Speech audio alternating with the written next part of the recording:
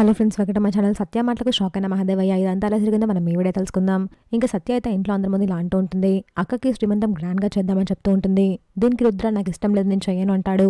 ఆ మాట విన్న క్రిష్, ఏంట్రా నువ్వు ఇంకా మారలేదా, వదినంటే ఇష్టం లేదా అని అంటాడు. వాడు అలా అన్నాడారా, నువ్వెందుకలా అంటున్నావని భైరవి అంటుంది.